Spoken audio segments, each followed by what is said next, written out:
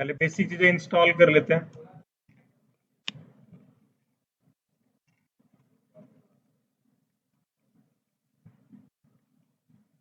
तो express required है, MongoDB required है और EJS भी यूज करेंगे।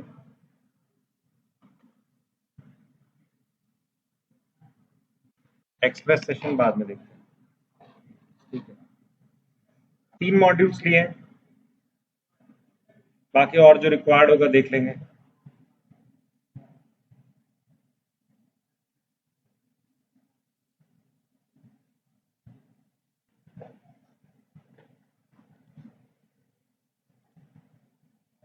सो अज्यूम कर रहे हैं कि हमारे पास MongoDB के अंदर इंस्टॉल्ड है एक DB, उससे कनेक्ट करके रिकॉर्ड फेच करेंगे पहले और सेव करेंगे। 2 प्रोसेस कर रहे हैं।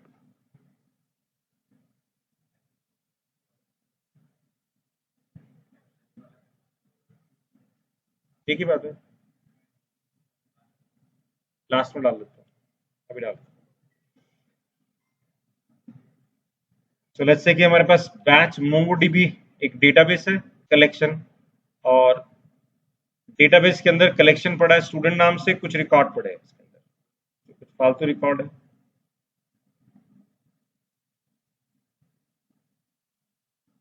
दो रिकॉर्ड पड़े, इसी से कनेक्ट करेंगे।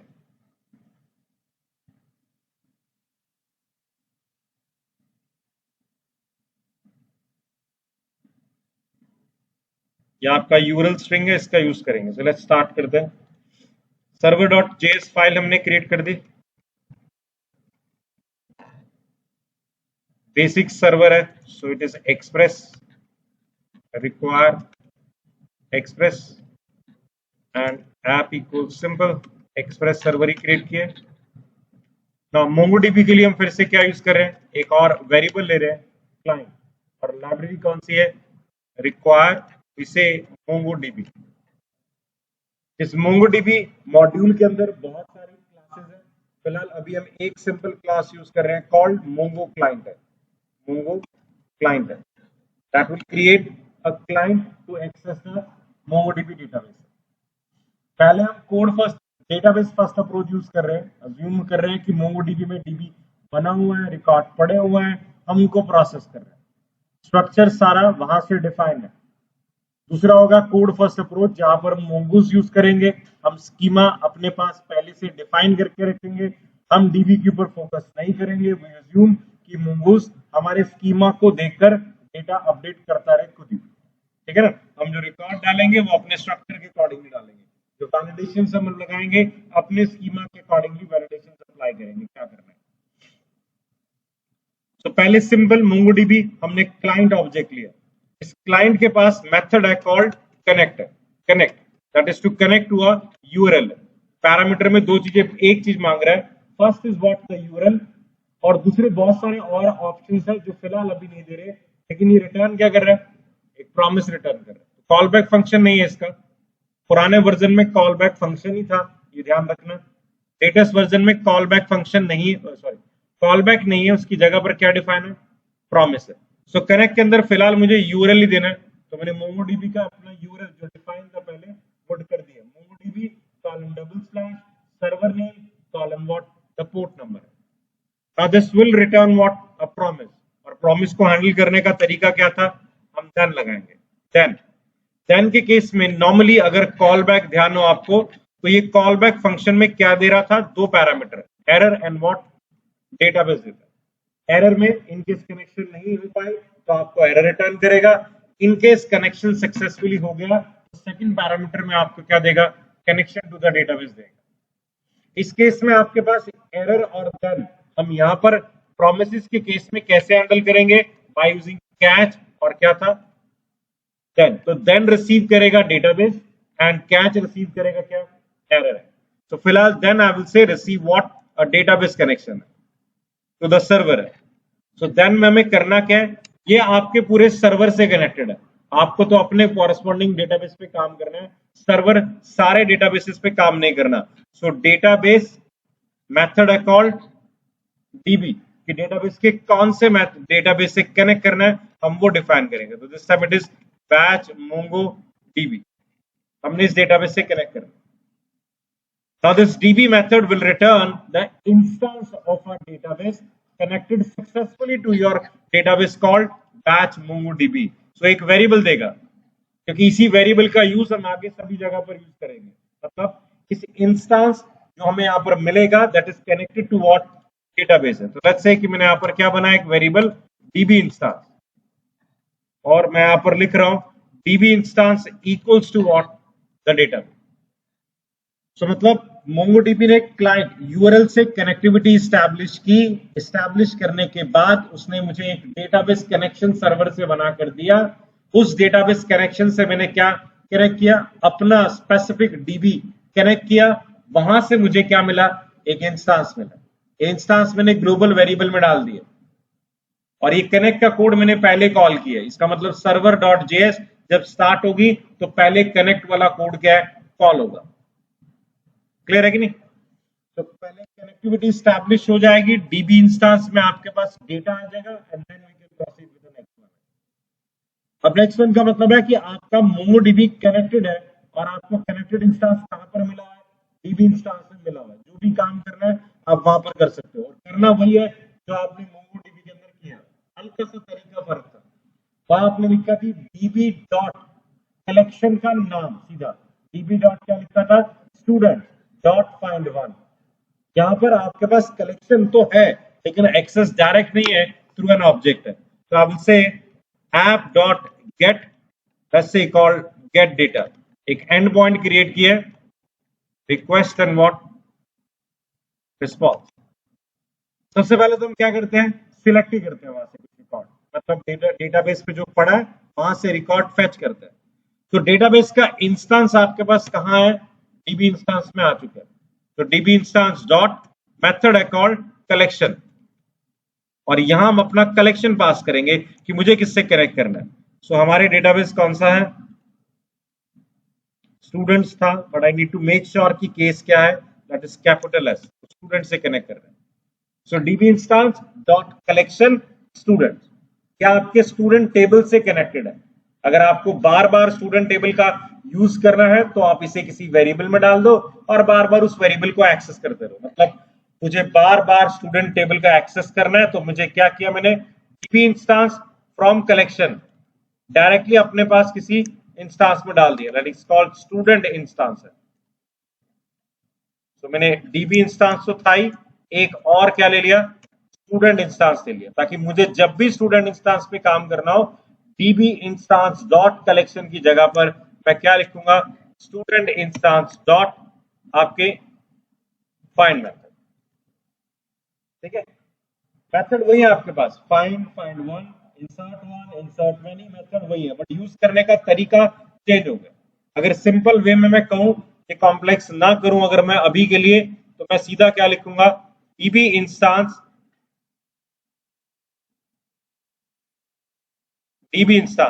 Dot collection of students dot क्या है, फाइंड। फाइंड, अब ये दो मेथड थे, फाइंड और एक क्या था, find one. So find one आपने कॉल किया, पैरामीटर में क्या देना है, फिल्टर कंडीशन। कंडीशन अगर नहीं दे रही तो क्या दे देंगे हम, blank. Again this function returns what, a promise है। तो इसका मतलब यहां पर भी एक्शन कहां करना होगा, देन में क्या आएंगे, तो दो चीजें फिर से हमेशा रहेंगी। एरर फर्स्ट अप्रोच चल रही है नोड जो इसके अंदर, जिसका मतलब है पहला पैरामीटर हमेशा क्या कंटेन करेगा, एरर है, और दूसरा क्या होगा, आपका रिजल्ट है। लेकिन हम तो यहाँ पर क्या यूज कर रहे हैं, प्रोमिसेस यूज कर रहे हैं, तो जिसका मतलब देन में क्या आएगा, रिजल्ट रिटर्न होगा आपके पास। तो then will contain one parameter containing what, the result है। फाइंड वन से क्या रिजल्ट आया ये वो रिटर्न करेगा। So we can see console.log what is the result, और ऐसी मैंने यहां पर रिस्पॉन्स को एंड भी कर दिया। फिलहाल अभी सिर्फ मैंने जो रिकॉर्ड आए उसको डायरेक्टली प्रिंट करवाया और वन वाला मेथड यूज किया, फाइंड वन, दैट इज कि रिकॉर्ड तो मल्टीपल होंगे, दो थे ना, रिटर्न सिर्फ क्या होगा, पहला रिकॉर्ड ही होगा। प्रोमिसेस है तो देन के अंदर क्या रिटर्न आया होगा, रिजल्ट। हमने उस रिजल्ट को डायरेक्टली क्या प्रिंट करा। This is at an end point called /get data. Clear हुआ, सिंपल था। तो अब हम स्टार्ट कर लेते हैं नोडमोन। And server.js। अरे इसमें लिसन तो डाला नहीं ना हमने। app.listen 3000 पोर्ट पे by this one।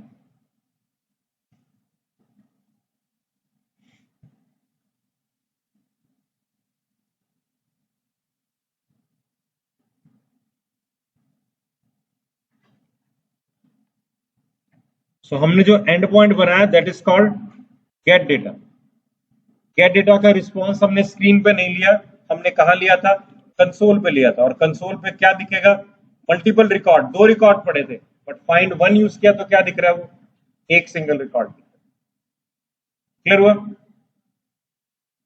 अब फाइंड, सारे मेथड ऐसे ही हैं, हल्का हल्का सा फर्क जो मैं है वो एक बार बता रहा हूं। अगर मैं फाइंड मैनी यूज कर रहा हूं, यहां पर फाइंड, फाइंड से क्या आएंगे, सारे आएंगे ना, सारे। बट यहां पर एक एरर आ जाएगी। फिलहाल मैं डेटा को कॉल कर रहा हूं, एक एरर है, और वो एरर क्या है, देन मेथड वो कह रहा है अवेलेबल नहीं है, देन नहीं है।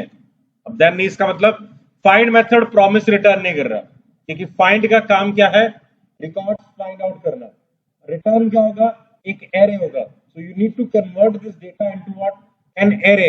इसलिए इसको कन्वर्ट करने के लिए हम क्या यूज करेंगे, टू एरे मेथड का यूज करेंगे।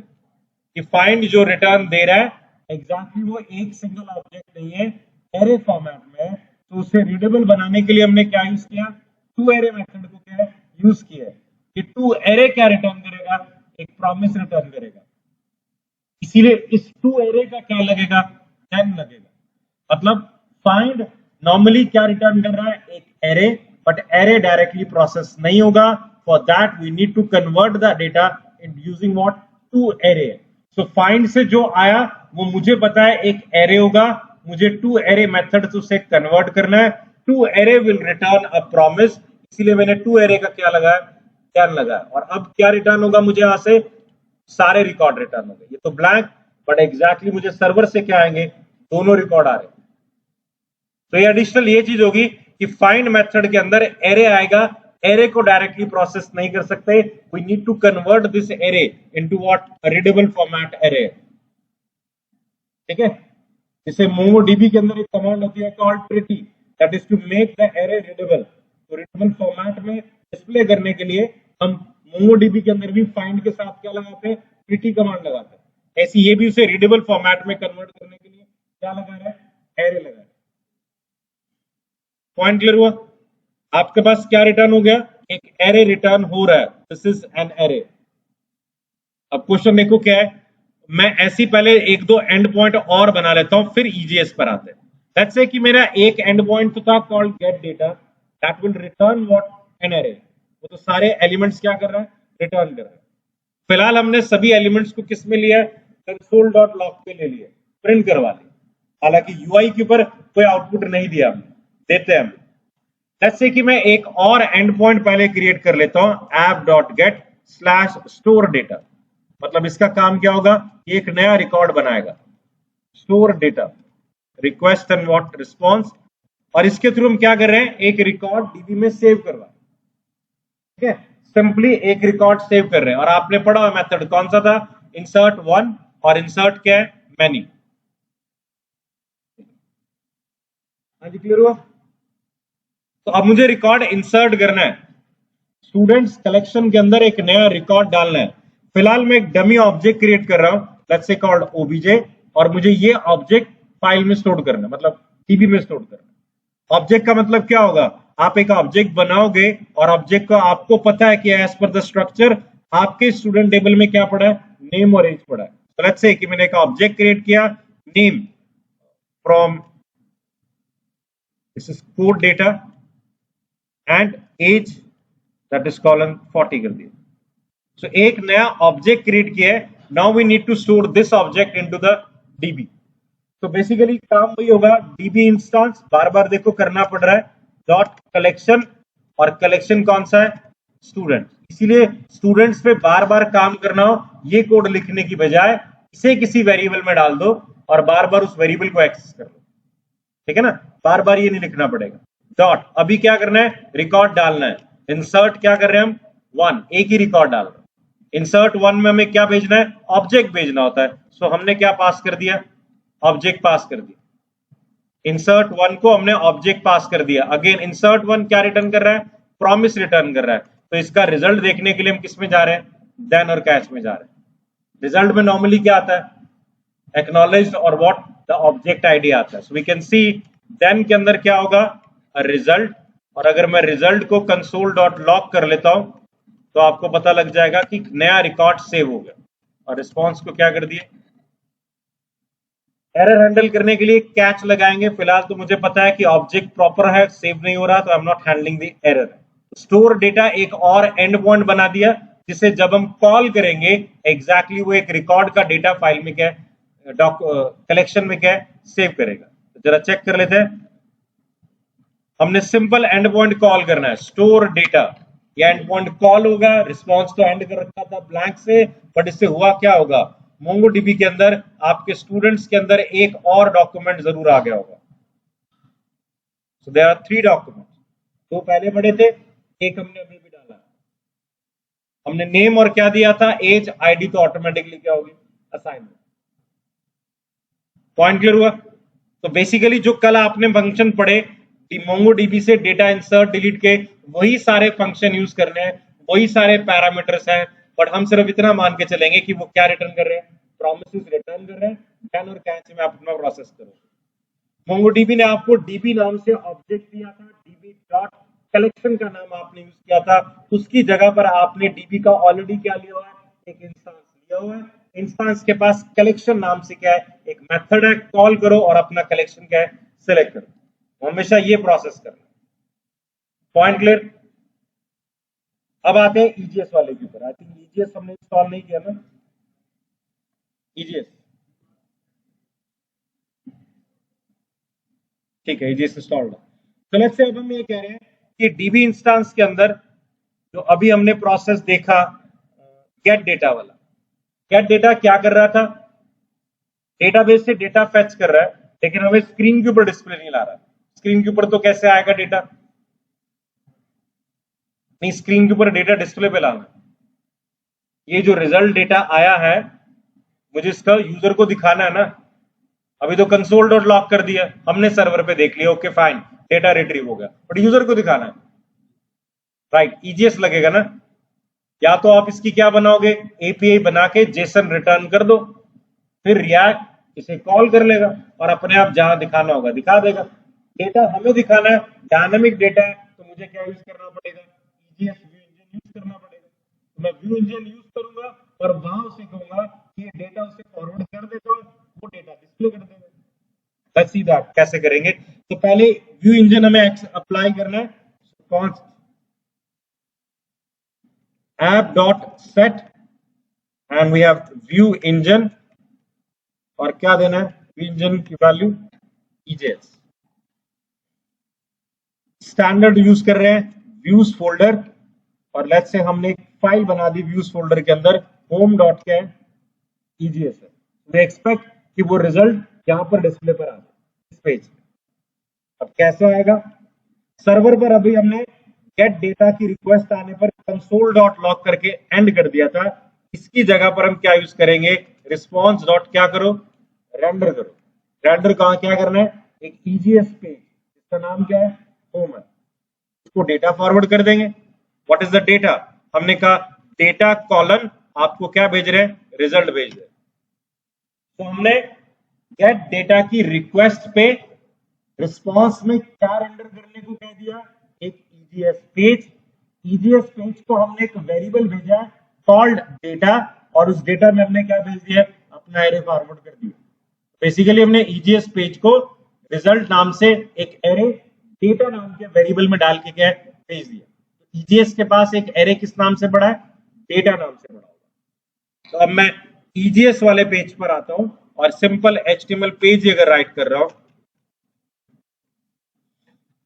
या मैंने एक सिंपल अभी टेबल ही बनाया, 2 कॉलम्स है मेरे पास, नेम एंड एज, तो मैं उसके लिए हेडर बना देता हूं। वी हैव टीएच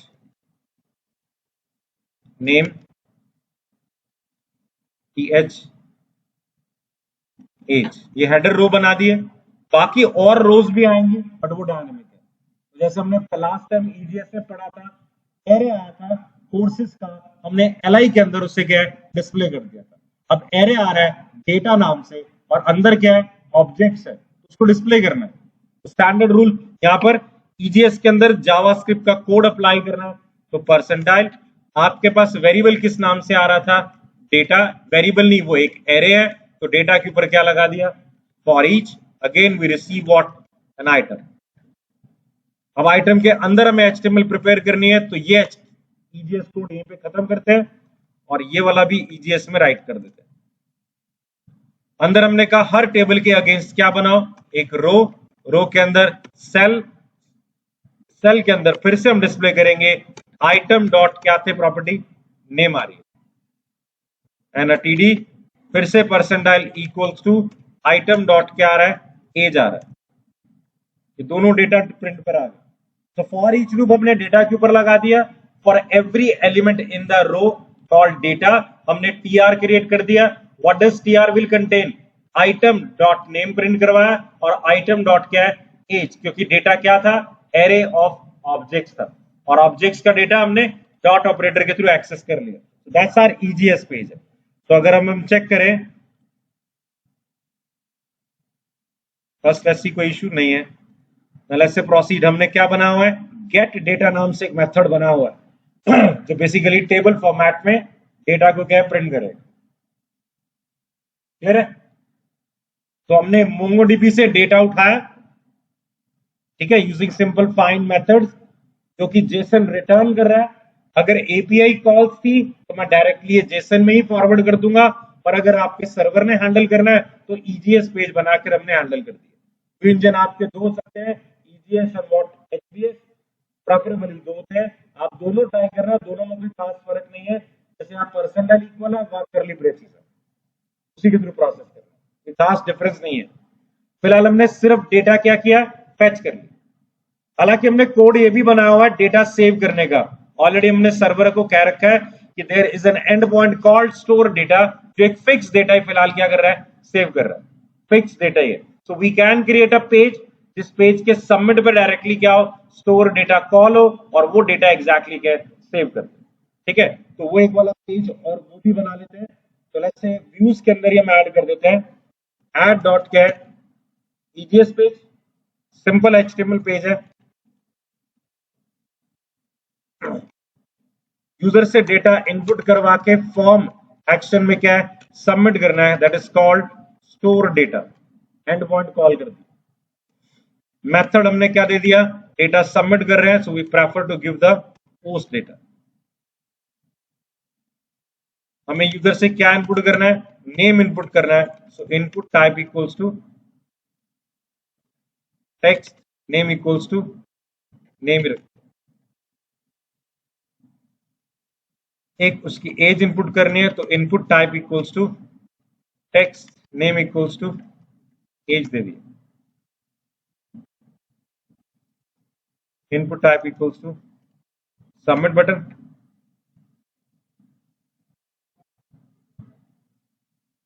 ठीक है, simple add dot EGS page जो डेटा रिसीव करेगा और सेव करेगा। सेव नहीं, ये सिर्फ कहां भेज रहा है, स्टोर डेटा को सबमिट करना, मतलब ये डेटा यूजर से कैप्चर करके किसे भेज रहा है। हालांकि स्टोर डेटा में हमने हार्ड कोडेड लिखा हुआ है कि what is the value of name code data, इसकी जगह पर क्या लिख देंगे अब हम, रिक्वेस्ट डॉट बॉडी डॉट क्या आ रहा है, नेम आ रहा है, और एज की वैल्यू भी कहां से आ रही है, रिक्वेस्ट डॉट बॉडी डॉट कहां से आ रही है। क्लियर? अब एडिशनली क्या करना है, पोस्ट मेथड यूज किया है और डेटा रिसीव कर रहे हैं, तो क्या लगाना पड़ता है, app dot use, we use middleware called URL what encoded वाला, so that parser body parser apply हो जाए, क्योंकि हम डेटा किस में रिसीव कर रहे हैं, पोस्ट में डेटा रिसीव कर रहे हैं, so body parser अप्लाई कर दिए और आपका एंड पॉइंट कॉल कर दिया है कौन सा, स्टोर डेटा। स्टोर डेटा भी किससे किया है, गेट से किया है। We need to change this also to the post है, क्योंकि हम इससे भी डेटा कैसे रिसीव कर रहे हैं, पोस्ट से रिसीव कर रहे हैं। एंड पॉइंट भी चेंज कर दिया, पोस्ट का हो गया, और ऐड डॉट ईजीएस भी आ गया। अब लास्ट क्या रहेगा इसमें, प्रोजेक्ट रनिंग पर तो नहीं आएगा क्योंकि ईजीएस पेज कॉल करना है, तो इसके लिए भी तो क्या बनाना होगा, एक एंड पॉइंट रिक्वायर्ड होगा। सो मैं होम के ऊपर ही, जो होम पेज जहां सारा डेटा डिस्प्ले पे आ रहा है, वहीं पर एक लिंक डाल देता हूं, href equals to slash let's say add, ठीक है, एक एंड पॉइंट कॉल कर लिया है, कॉल ऐड का, ऐड रिकॉर्ड। ये कॉल क्या करेगा, एक end point call slash add को कॉल करेगा। तो मुझे क्या बनाना है, app dot get slash add, और इस पे मुझे सिर्फ क्या रेंडर करवाना है फिलहाल, response dot render a page call what add. मुझे फिलहाल इसको एडिशनली कुछ डेटा नहीं भेजना, तो ऐड वाला ईजीएस पेज क्या है, रेंडर करवा दी, तो जो सीधी आउटपुट। अभी हमारा ऑल वाला पेज है, ऑल वाला पेज सारे रिकॉर्ड डिस्प्ले कर रहा है। हमने ऊपर क्या दे दिया है, add record that calls an end point called slash add, और स्लैश ऐड किसे रेंडर करेगा, ऐड डॉट ईजीएस को रेंडर करेगा। हमने यहां पर एक नेम और कुछ वैल्यू डिफाइन कर दी है, एज। सबमिट पे क्लिक करने पे slash store data and point call होगा, जो बॉडी से डेटा रिसीव करेगा और डेटा स्टोर कर देगा। चेक करने के लिए हम क्या करें, अपने पेज को रिफ्रेश कर देते हैं, we can get the data. और एल्स जो हमने वहां पर ये वाला कॉल कर लेते हैं, मतलब स्टोर डेटा स्टोर करने के बाद रिजल्ट को कंसोल डॉट लॉग करने के बाद डायरेक्टली वापस कहां चला जाए, होम के पास चला जाए, और इसमें मुझे फिर से क्वेरी फायर करनी होगी, क्योंकि होम को क्या चाहिए, डेटा रिक्वायर्ड है ना।